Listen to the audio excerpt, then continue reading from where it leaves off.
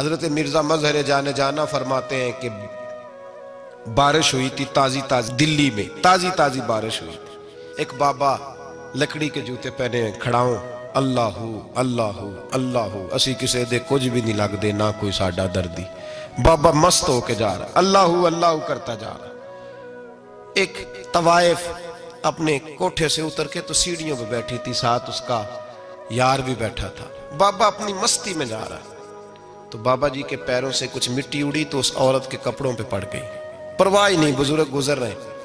वो यार उसका दौड़ा हुआ आया, उसने आकर थप्पड़ मारा, का ख्याल नहीं सारे उसके कपड़े आलूदा कर दिए, तू किधर, तेरा दिमाग नहीं ठीक। बाबे ने नजर उठाई, का बेटे मैंने देखा नहीं, चल अल्लाह तेरा भला करे, तूने बदला ले लिया।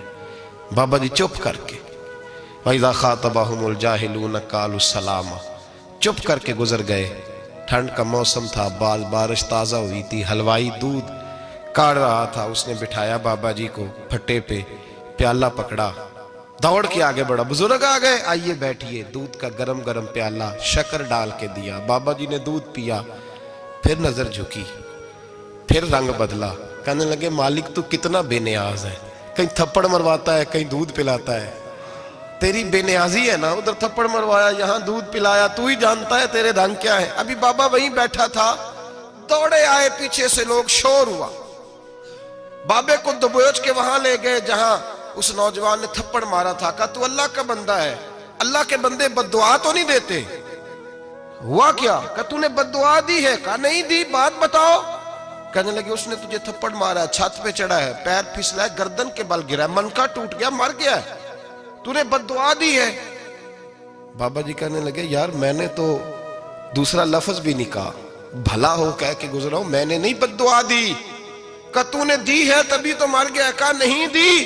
कहा बाबा तू बुजुर्ग आदमी है, सच बोल। तो बाबा जी कहने लगे सच सुनो, फिर मैं आ रहा था, मेरे पैरों से मिट्टी उड़ी, इसके यार के कपड़ों पे पड़ी, इसे बुरा लगा, इसने मुझे मारा। जब इसने मुझे मारा तो मैं कोई लवारस तो नहीं था, जब इसने मुझे मारा तो मैं कोई लवारस तो नहीं था, मुझे दुश्मनों न छेड़ो, मेरा है कोई जहां में, मैं अभी पुकार लूंगा, नहीं दूर है मदीना। इसने मुझे मारा तो मैं कोई लवारस था कि मेरा बदला कोई ना लेता, इसने मुझे मारा है तो मेरे यार को बुरा लगा तो उसने इसे मार दिया है, मेरी तो गलती कोई नहीं, यारों यारों का झगड़ा है, ये तो दोस्तों का झगड़ा है, ये तो यारों का झगड़ा है, कोई गलती नहीं मेरी, कोई गलती नहीं। खश खश जिन्ना कदर नहीं मेरा, ये मेरे साहब नू वडियाइयां, मैं ते गलियां दा रूड़ा कूड़ा, मैं गलियां दा रूड़ा कूड़ा, मैनू महल चढ़ाया है साइया, मैनू महल चढ़ाया है साइया। फरमाया इसने मुझे लवारस समझा था कि थप्पड़ मार के गुजर जाए, मेरा को पूछेगा ही नहीं। मेरे रसूल पाक अलैहिस्सलाम के बारे में रब फरमाते हैं अभी मैं तो तेरे होते हुए काफिर को सजा नहीं देता कि तू मौजूद है। याद रखें, हजरत फुज़ैल बिन अय्याज़ फरमाते हैं एक जवान था, मस्जिद में आया, लोगों से कहने लगा रोटी खिलाओ, किसी ने तवज्जो ना की, उसने कहा मैं रब रब बताने वाला हूं, मेरी तरफ देखो तो सही, किसी शख्स ने ख्याल ही ना किया। फिर उसने कहा यार थोड़ा सोचो, नमाजियों से कहा, अहले इलाका से कहा, उन्होंने कहा तेरी तरह के बड़े दरवेश देखे। मस्जिद के मेहराब में वो रब करीम का बंदा इंतकाल कर गया। जब फौत हो गया ना, लोगों का मिजाज है, बीमार को दवाई नहीं देते, जनाजे पे वक्त पे पहुंच जाते, जब कोई गिर रहा होता है तो सहारा कोई नहीं देता, जब कोई गिर जाता है टांग टूट जाती है तो तीमारदारी को जमाना पहुंच जाता है। और बुजुर्ग वो नौजवान अल्लाह का नेक बंदा मस्जिद के मेहराब में फौत हो गया। हजरत फुज़ैल इब्न अय्याज़ कहते हैं इमाम साहब ने ऐलान किया चंदा दो, कोई लावारस फौत हो गया, कफन देना। चंदा इकट्ठा हुआ, कफन खरीदा, जनाजा पड़ा, इशा के बाद दफन करके आए। फजर की नमाज के लिए जब इमाम और मुअज्जिन मस्जिद में आए तो चीखे मारने लगे, तड़पने लगे, दूर दूर तक आवाजें फैल गई, दुनिया दौड़ी आई, क्या हुआ? कहने लगे वो जो तुमने कफन पहनाया था वो यहां पड़ा हुआ है, और देखो कफन पे तहरीर लिखी है। तहरीर क्या है? अर्श के मालिक ने फरमाया मेरे दोस्त ने रोटी मांगी, तुमने दी नहीं, उसने तुम्हें मेरे करीब करने के लिए अपनी तरफ तवज्जो कराई, तुमने की नहीं, और मेरा यार तुम्हारे कफन का मोहताज था, संभाल के रखो अपना कफन, मैंने उसे जन्नत का लिबास अता फरमा दिया, संभाल के रखो, ये कोई लावारसों का टोला है? याद रखें, जो वारिस वाले हैं, वारिस वाले उनका रंग और है, जो मानने वाले हैं उनका मिजाज और है। अपनी जिंदगी लवारसों की तरह नहीं गुजारें, थोड़ा सा इधर गया था तो फिर थोड़ा सा इधर गया था तो थोड़ा सा, ये क्या बात हुई, ये क्या बात हुई। अपने आप को, अपनी निस्बत को, अपने अकीदे को मजबूत रखें। 1 इंच के लिए आला हजरत फाजिल बरेलवी रहमतुल्लाह अलैह के मकान की दीवार गिर गई। एक कोना मकान का, आप जानते हैं पुरानी दीवारें छोटी होती थी और बारिशों में अक्सर घरों की दीवारें गिरी हुई होती थी। एक साइड की दीवार गिर गई तो उस कोने में हिंदुओं का घर था। अब मिस्त्री साहब रात को आए, उनसे बात हुई तो कहने लगे सवेरे काम शुरू करूंगा। कहा 1-2 साहब ने कि हिंदुओं का घर साथ है और वो दुश्मन भी बड़े ज्यादा हैं, तो रात को ही हो जाए। कहने लगा जी नहीं, मेरी मजबूरी है, मजदूर कहाँ से लाऊंगा, बड़े मामलात हैं, सवेरे शुरू होगी। अब रात को मौलाना जफरुद्दीन बिहारी अलैहि रहमा कहते हैं बच्चे मदरसे के, बाकी सारे लोग, सबको जमा किया गया, चूंकि उस तरफ से थोड़ा खतरा था हिंदुओं की जानिब से। कहा जनाब ये बड़े दुश्मन है इस्लाम के, तो इस तरह करो कि 2-3 बच्चों की ड्यूटी लगाएं या कुछ लोगों की यहाँ रात को पहरा दिया जाए। ठंड भी बड़ी ज्यादा थी, खड़ा होना भी मुश्किल था।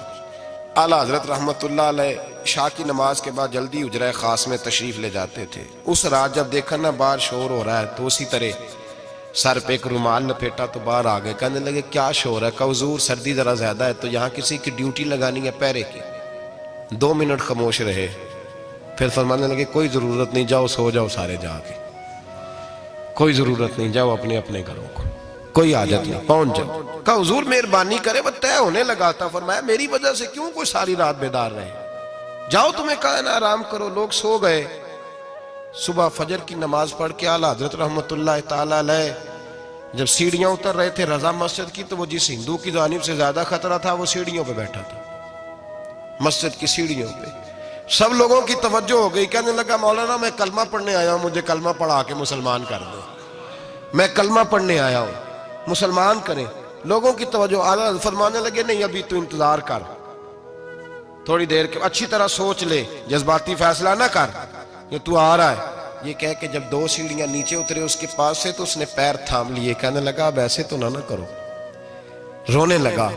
आला हजरत रहमतुल्लाह ने कलमा पढ़ाया, कुछ बातों की नसीहत फरमाई, तशरीफ ले गए। घेरने वाले घेर के बैठ गए। कहने लगे हमें भी बता बदला कैसे है। कहने लगा दीवार गिर गई, आधी रात के वक्त, आधी रात तक इंतजार करता रहा, पहरेदार कोई नहीं, तो 2 तलवारें लेकर जब मैं इनके मकान की जानिब बढ़ा, मैंने कहा आज गर्दन काटूंगा और काट करके निकलूंगा। कहता है जब मैं करीब आया तो 2 शेर खड़े थे, ऊपर से पलट के आया तो फिर खड़े थे, इधर से पलट के आया तो फिर खड़े थे। फरमाते हैं मैं 2 घंटे के बाद आया तो फिर पलट के खड़े थे, मैं फिर 1 घंटे के बाद आया, शहरी का वक्त हो गया तो फिर पलट के खड़े थे। अब मैं डर के भागा। कहते फाजिल बरेलवी ने अपनी खिड़की से मुंह बाहर निकाला। कहने लगे और कितना तजर्बा करेगा, मुझे तू लावारिस समझता है? लावारिस हूं मैं, और कितना तजर्बा करेगा, बस कर, मान जा। मैंने कहा हुजूर ये कौन है, मुझे बताइए तो सही ये कौन है। तो कहने लगे मैंने सारी जिंदगी रसूलुल्लाह की अजमत का दिफा किया है, सारी जिंदगी गौसे आजम के नारे लगाए हैं। अभी तो ये मदद सिर्फ गौस पाक जैलानी की भेजी हुई है, अभी तो गौसे आजम की भेजी हुई मदद है। मौला अली अभी पीछे हैं, 2 जहां के महबूब अभी इससे पीछे हैं, वो तो अभी पीछे हैं, पीछे खड़े हैं कि जरूरत पड़ी तो हम भी तैयार बैठे हैं। ओ भाई आज रिवाज हो गया, रिवाज। मैंने 2-4 दिन पहले भी कहा था, लोग कहते नहीं कोई नहीं जरूरत, सामने सारा कुछ नजर आ रहा है। ओ खुदा के बंदो याद रखो, निस्बत है बड़ी चीज, जाने तवो दो में। अगर किसी को निस्बत मुयस्सर आ गई ना, निस्बत, खाली दामन ही मिल गया, तेरे हाथ में कुछ है तो होनी चाहिए ना, खाली दामन ही तुझे किसी का मुयस्सर आ गया तो तू बच गया। अपनी निस्बतों की हिफाजत करें, इनको मजबूत करें, इन पर मेहनत करें, इन पर तवज्जो रखें।